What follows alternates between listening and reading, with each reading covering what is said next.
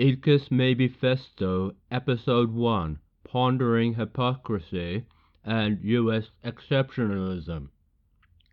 Idkist Ponderings, A Journey Through Maybeism. Episode 1, American Exceptionalism. Why are Black Lives Matter and anti-police brutality protests occurring in Germany and New Zealand, among other places in the world? Why now and why not last week or last year? Why are they happening in response to events in the USA and not to events in almost every single country outside of the first world? Is the answer American exceptionalism?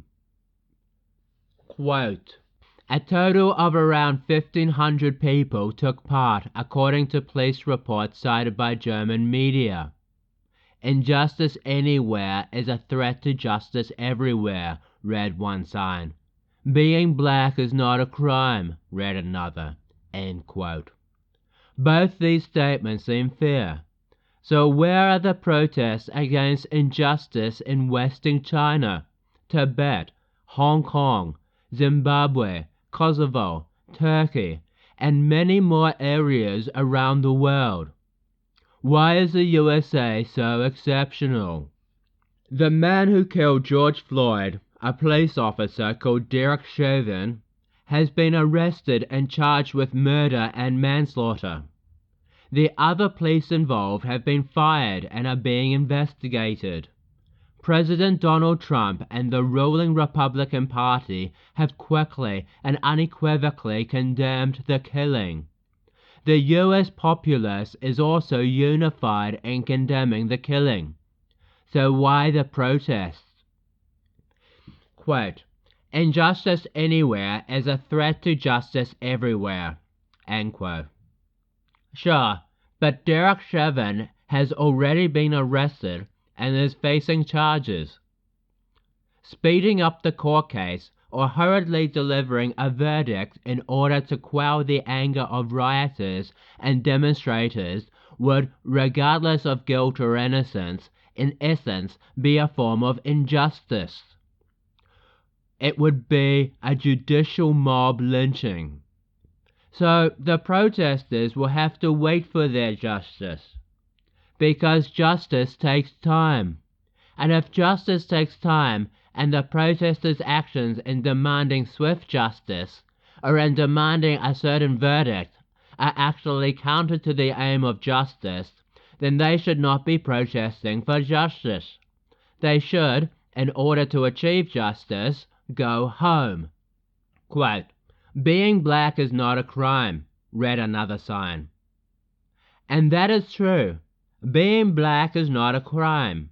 In fact, it never has been.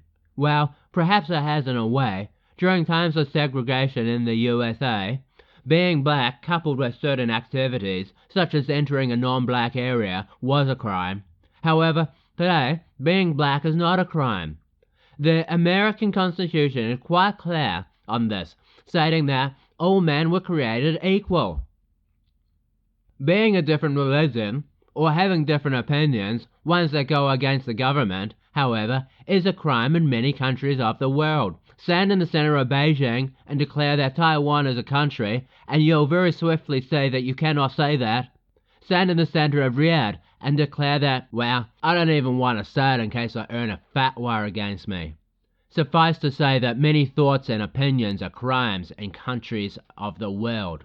So why the focus on race and justice in America? Is it really that dangerous to be a black man in the USA today? We see these cases come up from time to time.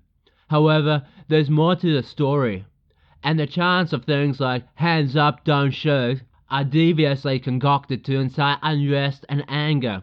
But at other times, the story is simple and unforgivable police brutality. Why do these things happen? Is it simply racism? Do white cops hate black men so much that they will kill them, even when they know the cameras are rolling? Is it innocent policing gone wrong? Do officers believe they're doing the job they're paid to do, but they simply get it wrong, use too much force, or incorrectly assume guilt of the wrong person? Is it the overrepresentation of black men in crime statistics that makes it more likely that an innocent black man will face an unjustified death? Is it perhaps everything, one and all to different degrees? One thing we can say is that this keeps happening. The first case I remember was 1992 when Rodney King was beaten by a group of cops, who later got off scot-free. The riots that ensued saw terrible acts of looting and violence. I remember vividly the racist attack on a truck driver who was pulled from his cab and beaten to death by some mongrel with a cinder block, something no one attempted to do to the rooftop Koreans. Since Rodney King, there have been many more cases, and as grainy security camera footage gave way to grainy cell phone footage, and finally crystal clear though often poorly held smartphone video, and if the officers remembered to turn it on, and the police department agreed to release it, body cam footage as well, it has become clear for all to see that there are police officers who do terribly unjust things. But at the end of the day, there are not really that many in the great scheme of things. Sure, one's too many. But in a country of more than 300 million people, there doesn't seem to be so many acts of unforgivable police violence.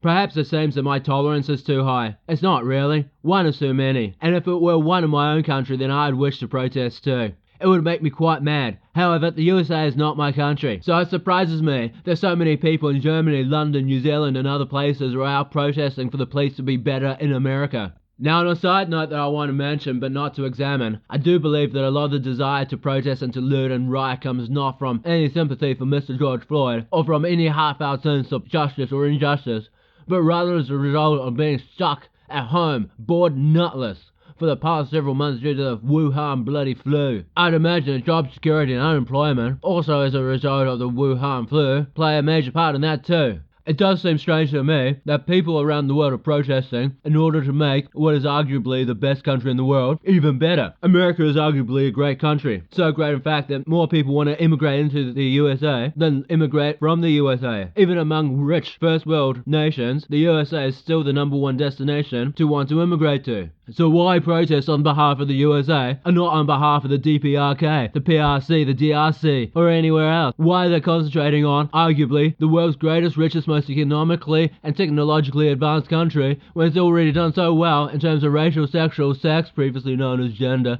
religious harmony and equality in society and under the law? Shouldn't energies instead be aimed at those areas of the world that lack even basic human rights? Are they wanting the greatest country there is to be the greatest country there could be? Are they wanting Utopia? Do our dreams of Utopia take away what is good from what we already have? Are we diminishing the paradise that the people of the world dream of immigrating to by trying to create a utopia? Are we threatening to burn holes in the gown by trying to iron out every single crease? Or is it fair enough in a nation with absolute freedom of speech to demand unequivocally that police officers must not murder people?